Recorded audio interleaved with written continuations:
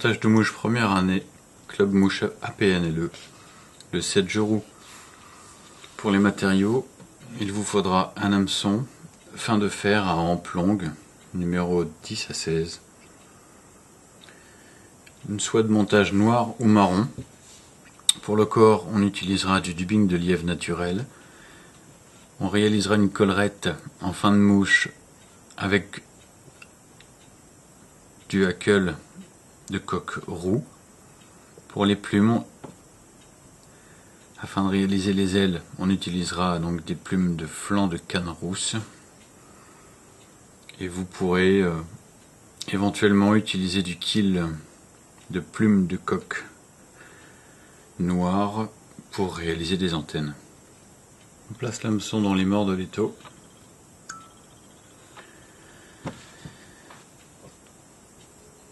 On commence le montage donc par le fil sur la hampe. On réalise des enroulements. Donc spire jointive ou pas, c'est pas très important à ce moment-là, puisque sur cette mouche, nous allons réaliser un corps, nous allons réaliser un corps en dubbing de lièvre qui va masquer. Il n'y a pas besoin d'avoir quelque chose de propre au niveau du sous-corps. Donc j'utilise donc du dubbing de lièvre naturel. Là il y a deux solutions, soit on tourne directement le dubbing de lièvre sur le fil, soit vous pouvez réaliser donc un dubbing loop, c'est-à-dire cette opération de réaliser une boucle, de passer deux fois autour et puis de repartir devant. Voilà, une boucle est créée et c'est à l'intérieur de cette boucle que l'on insère les matériaux afin de les twister avec un twister. Donc là il y a plusieurs modèles bien évidemment, mais il faut un twister rapide. Si c'est un twister que vous devez tourner à la main parce qu'il n'est pas rotatif, ça risque d'être compliqué, surtout avec du lièvre. Donc je peux vous montrer cette solution là. Voilà le genre de twister que j'utilise. Donc je l'insère directement. Par contre, au niveau du dubbing, je vais tout mettre en attente là. Au niveau du dubbing, il faut le préparer dans ce cas-là, l'affiner, l'allonger, de façon à l'insérer sur la longueur avant de twister bien évidemment. Donc, voilà ce que je compte utiliser. Donc, je récupère ma boucle. Je vais humecter un tout petit peu les doigts et le tourner comme je le tournerai sur un fil autour de la soie de montage. Une fois qu'il tient un peu, on utilise donc le twister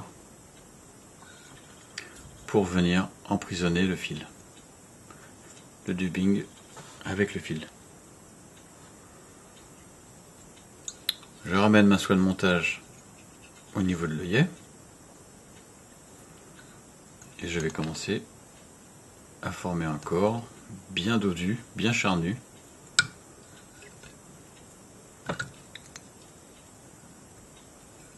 Donc on pourrait utiliser les anses de l'étau rotatif.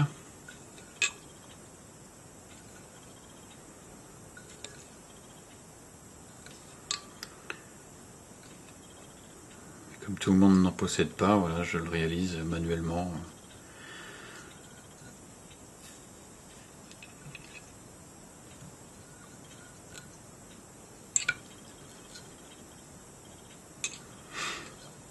Voilà, une fois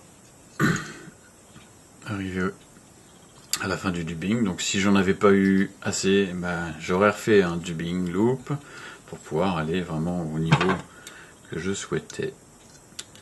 Donc là je coupe mon dubbing loop, je redresse un petit peu, enfin je rabats les fibres vers l'arrière, donc tout ce qui est un petit peu trop ressortant, je le coupe un peu. Donc c'est une mouche qui n'a pas de cercle. Hein,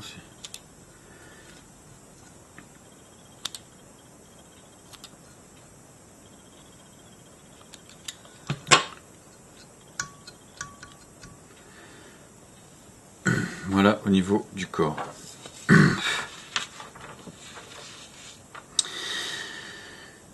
Donc après, on va utiliser le flanc de canne. Donc dans les pochettes de flanc de canne, vous avez ce genre de plumes. Donc là, bon, elles sont toutes préparées. Hein, il n'y a plus de duvet. Je ne garde que les pointes. Mais ce genre de plume ne sera pas du tout utilisé pour ce genre de mouche. On a besoin de plumes qui soient symétriques. Plutôt petites. Hein, donc là, je vous montre celle-ci. Là, on est pas mal. Par rapport à une plume qui se veut comme ceci, qui est en fait vrillée. Elle n'est pas droite du tout. Elle ne se tiendra pas sur la... Le rachis possède une courbe, donc ça ne peut pas aller pour ce que l'on veut faire. Donc il va falloir choisir deux plumes assez droites. Au niveau des teintes, un petit peu pareil. Donc, en voici une. Pour la taille, donc c'est pour ça que je les prépare à l'avance. Ça me permet de voir un petit peu la longueur utile que j'aurai besoin. Donc là, vous voyez, ce sera plutôt pas mal. Il faut que je trouve une seconde plume plutôt ressemblante au niveau de la teinte et au niveau de la dimension. Donc là, je suis plutôt bien. Là, j'ai trouvé mes deux petites plumes. Donc on va réaliser un montage assez particulier, un petit montage en toit. Et pour cela, donc on va venir fixer notre première plume à l'arrière de la mouche. Donc on vient la plaquer par-dessus, mais légèrement sur le côté. Donc, pour bien comprendre, mon dubbing s'arrête ici, donc je vais fixer ma plume ici, et il faut que j'emprisonne un petit peu du début de cette plume. En arrondi sur la hampe de l'hameçon. Donc là, il n'y a pas besoin de serrer énormément. Avant de régler ma longueur, je m'assure. Donc, hop, voilà ce que ça donne de l'autre côté. Hein, donc elle déborde un peu plus d'un côté. Donc je m'assure qu'elle soit bien à plat et je commence à tirer le rachis gentiment pour que la plume vienne faire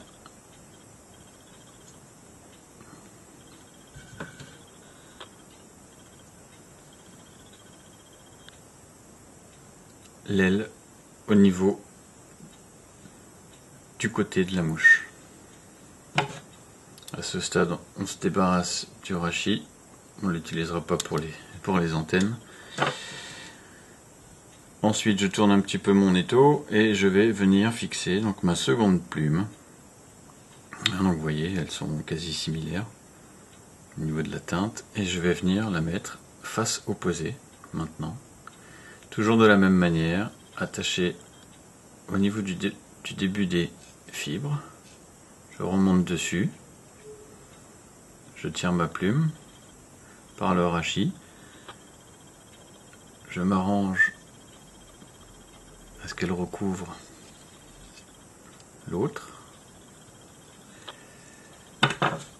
Je sécurise et je coupe le rachis. Puis vient le montage d'une collerette, comme sur la simple collerette. Les toutes premières mouches que je vous ai présentées. Et de la même manière, donc on est sur un hameçon de 14. Je mesure par rapport à ma hampe. Donc là c'est par habitude, hein. Moi je vous conseille je vous conseille de la préparer au moment où vous fixez l'hameçon dans l'étau.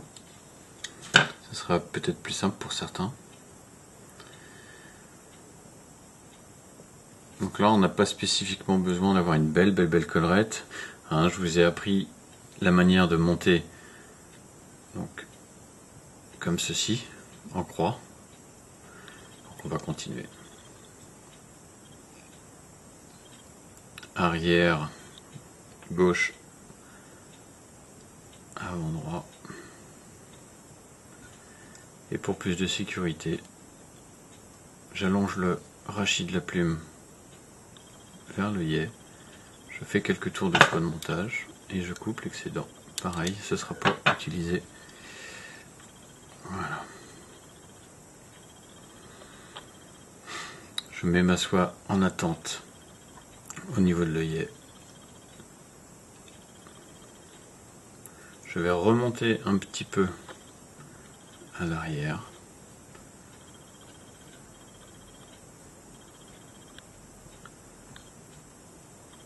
Pour maintenir un petit peu mes ailes un peu plus plaquées.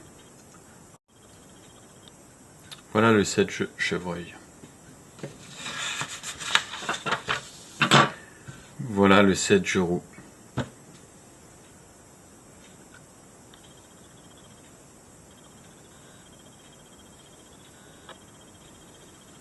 C'est à vous de jouer.